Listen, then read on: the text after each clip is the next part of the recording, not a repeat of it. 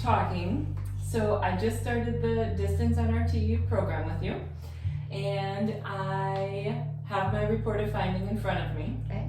And Bridget did a beautiful job explaining how I start, and I've watched the phases of healing because I know I'm coming in to see you. Okay, yes. And I have my beginning protocol, but tell me what should I expect? Where should my expectations be? Okay, yes, I love this question because it is truly asked by every single person. So when a person receives the original report of findings, at the top it lists what they're coming in for, which for some is just a laundry list of symptoms. For others it might be a major diagnosis or 2 or 3. And then at the bottom it has listed what in their own scan, what showed up testing in their body from a toxicity perspective. It lists where it is affecting in their body. Okay. And then it talks about what my recommended solution is, or from my perspective, what the beginning of the journey would look like. And really, that's all it states, the beginning of the journey. And that's why this video is important, because for each case, when I do an initial scan, what's on my mind is, okay, first of all, why do they have this condition? But then ultimately, what is our future ultimate destination or goal? And the best analogy that I could use would be from that day forward. When I scan them, I'm looking to pinpoint or find out, first of all, are they a candidate for the program? Basically meaning, is their primary problem something that NRT has a solution for? Because if not, they will never end up on the program, because that's my job, to filter them out and filter them into a better fit for them for the correct solution for their problem. So if they get to this appointment, it means they were a candidate for the program, which means that I was able to pinpoint major underlying nutritional issues, which basically would be toxicities, deficiencies, nervous system miscommunication from scar tissue, or a major environmental factor, or realistically all of that put together, okay? So from that day forward, when they look at their report, and at the bottom, all of the barriers to healing are listed. They do not need a separate supplement or detoxifier for all those different things. Not at all. It's kind of like a conveyor belt. So it's like the normal state of body, healthy body function is detox. It's a natural detox that should happen all day, every day in a person's body. When that isn't happening correctly, all of the toxicity is not able to get out. When the toxicity can't get out, it kind of starts to, like if we think about a machine, it starts to gum up and it starts to cause a lot of resistance, interference. That leads to malabsorption, that leads to major deficiency, that leads to lack of alignment, i.e. dis-ease, or malfunctioning body parts. So the conveyor belt really needs to be moving, and when it's moving, it needs to be taking all of the toxicity byproducts and everything out of the body. So the first thing that I'm looking to have happen with an initial protocol, it's just like a combination lock, where you have to have all of the correct numbers represented and also in the correct order, and then pops open.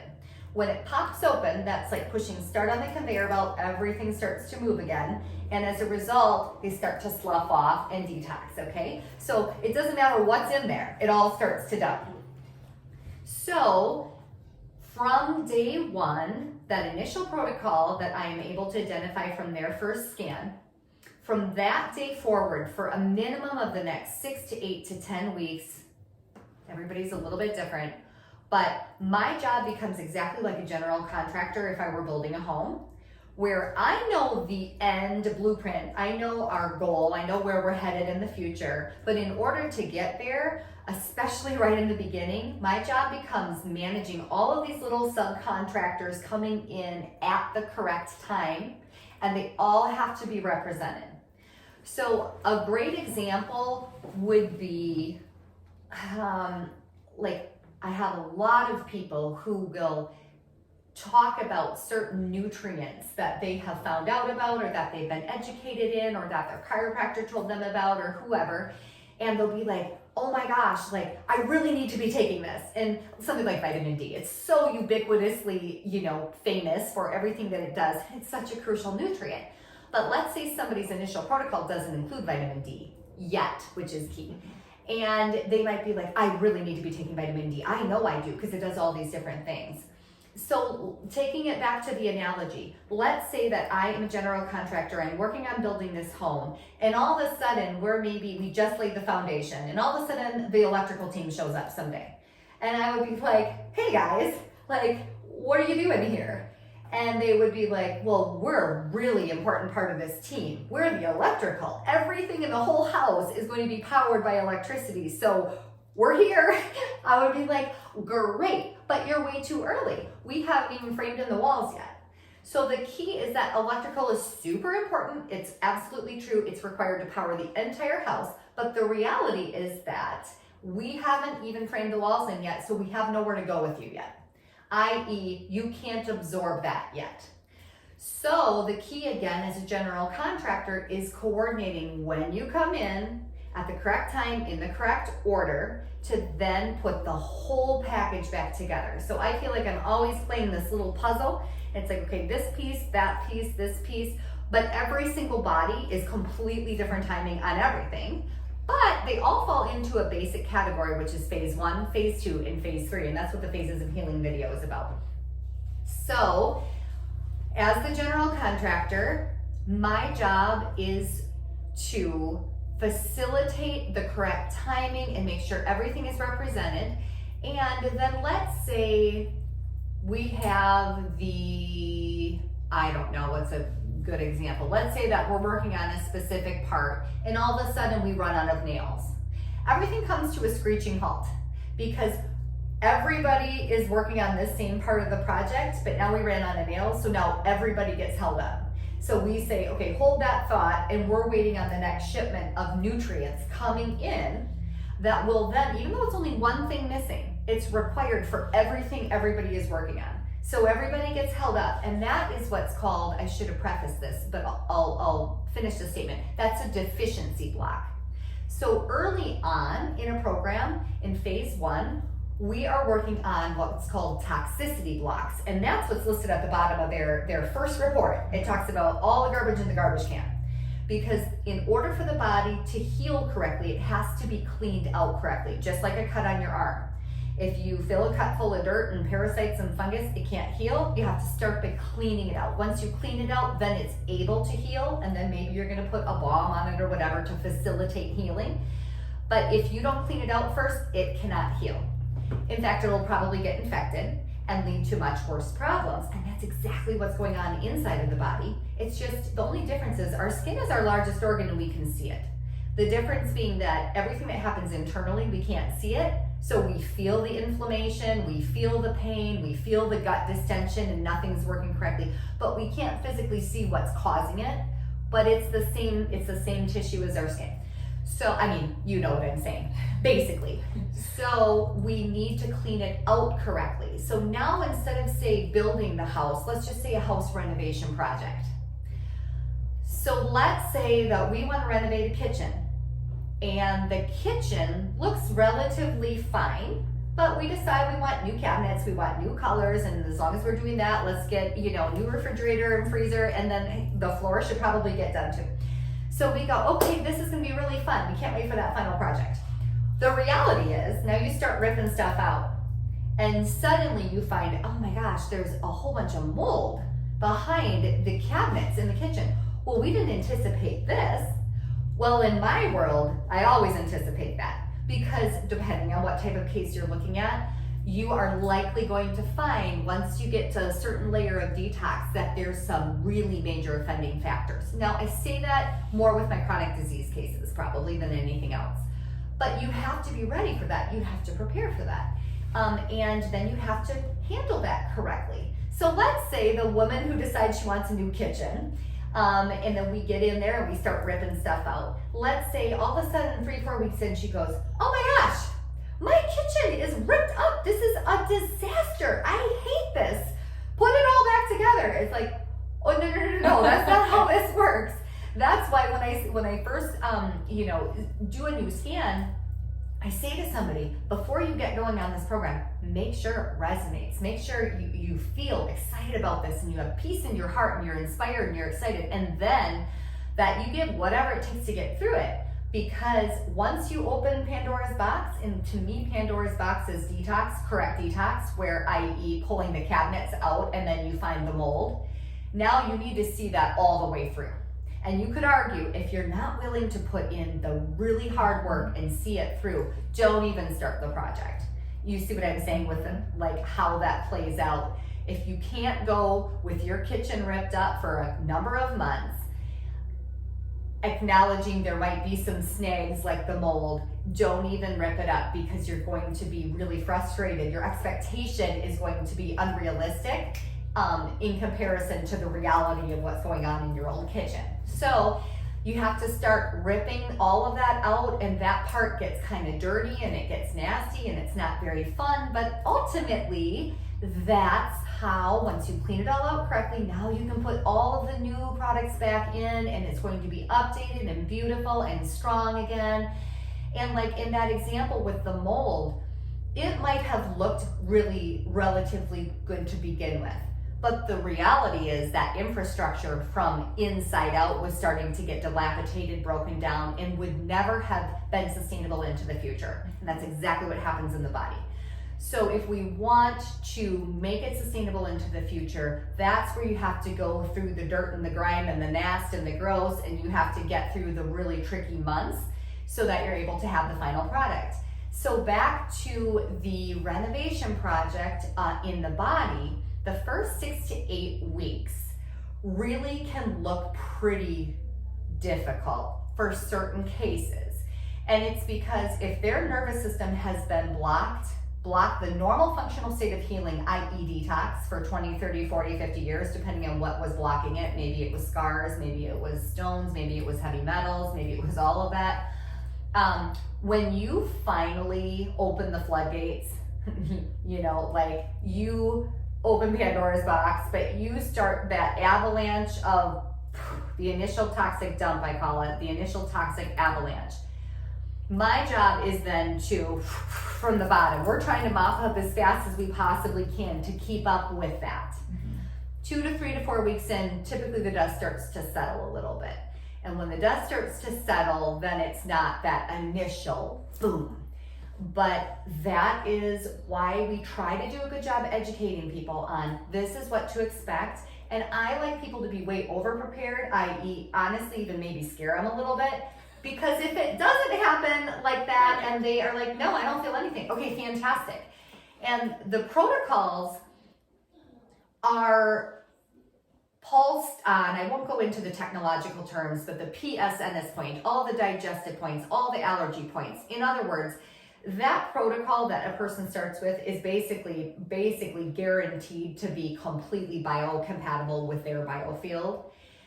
And however, the toxicity that can dump as a result, a lot of bodies are really not happy about becoming aware of all the heavy metals that might be coming down or the chemicals and so forth. And when all of that hits the filter organs, very rapidly those filter organs have to get changed out and then changed out again and changed out again. So that is where you can have a symptom flare up in the first number of weeks.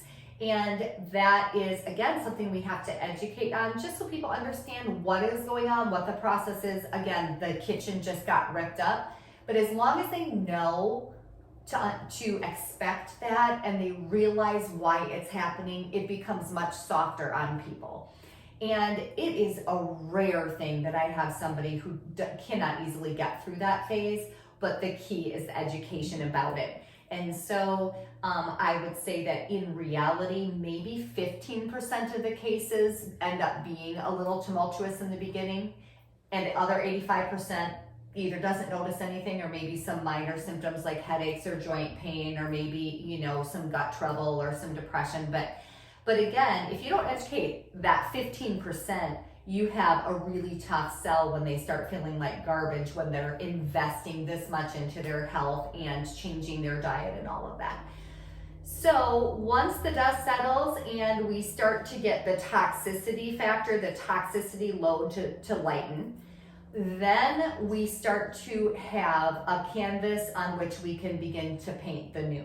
And so phase 2 looks like replanting the gut. We start to pull the lumber in and the nails in and whatever those products are that are going to start facilitating the regrowth of the microbiome and the gut, start to get absorption back on track. That is where things like vitamin D might come into play, where it's a crucial constituent for literally everything else that happens in the body. The body will then test for what's called a deficiency block, and that will be what tests. So then I want to explain the next part about correcting deficiency that I think is the most important thing for people to understand is that, but I'll use a hypothetical story in order to facilitate the understanding on this. Let's say somebody's been on my program 2 to 3 weeks and they go to their functional medical doctor and they have a bunch of tests run, and let's say they have a nutrition panel run and they come back with 20 deficiencies, okay, mineral deficiencies. They're going to come in that day and show me their lab results and go, Ashley, well, why am I deficient in these 20 minerals?